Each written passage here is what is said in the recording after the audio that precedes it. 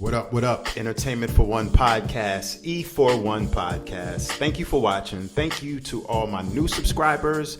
And also, if this is your first time visiting this channel, thank you, yo. I appreciate you. Make sure you like this vid, but most importantly, subscribe. Subscribe to the channel. Okay, listen, a lot of information going on with Yo Gotti and the unfortunate passing of his brother, Big Jook, over the weekend. You know, I told my audience I would give y'all some slight updates to keep y'all in the loop, sorts, about what's been going on. I'm not really the type of individual to put a lot of information out there that tons of people on TikTok and on the YouTube is putting out there as far as vehicles and all of that. I don't get into that arena right there. I keep it light, try to keep it light. That's borderline doing a little bit too much for me. But you can find all of that on the tube if you want to. TikTok is out there. What I will talk about is reportedly there were like literally over 300 shots fired. I find that hard to believe. 300 shots is a lot of shots. But I mean, if that's what people are saying, the streets are saying, like I said in my last vid I did, the streets down in Memphis know way more than I do about this situation. So that's what they're saying. They're saying that Jook was shot 10 times. And it's just crazy, man. I kind of wanted to just get on here and do something real quick and just say that if you're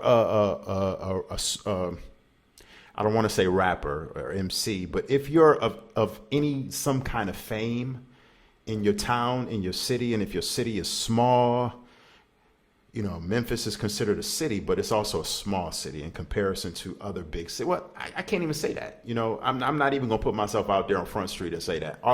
Because Chicago is a major city, and a lot of artists that come out of these cities like Chicago make it big, known across the U.S., North America, known worldwide, big hits, somewhat big hits, collaborating with other artists, and they still go back to the hood. And they still go back to their neighborhoods they grew up in. So I'm not going to just single out Memphis and say just because Memphis is a smaller city, this happens. I'm not going to say that. I caught myself. But what I will say is that if you consider somewhat of a street fame artist, artist with fame, why would you put yourself in the situation of going back to where you came from, knowing that you got heat, knowing that you're going to have people that want to, lack of a better word, pray for your demise, pray for your downfall. You know, I would not be caught socializing and mingling amongst my fam that I grew up with and just thinking everything is sweet and comfortable, you know. And I know that's a fine line to even for me to say, because Jook and Yo Gotti, they were attending a funeral.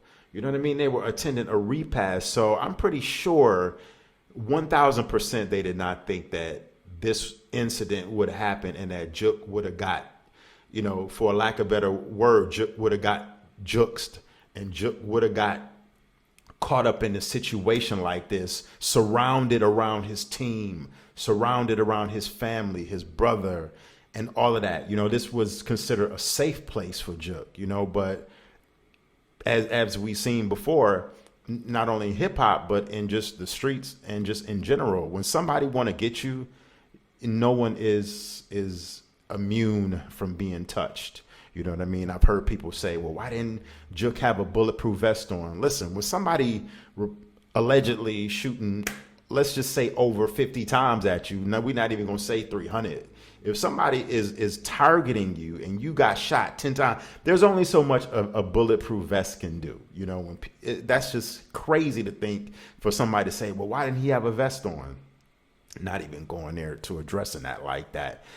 But basically what I'm saying is artists like this got to move better. You know, you got to move better when you coming back to your hometown, when you coming back to a city where, you know, allegedly, you know, your name has been in the mix of some other things, other incidents. You know, we just gonna leave it at that. Other incidents that has, because I'm not gonna slander anybody's name here, but if your name has already been in the mix of some other negativity that happened, I think everybody knows what I'm talking about as far as the whole Dolph situation that went on about a year and a half, 2 years ago.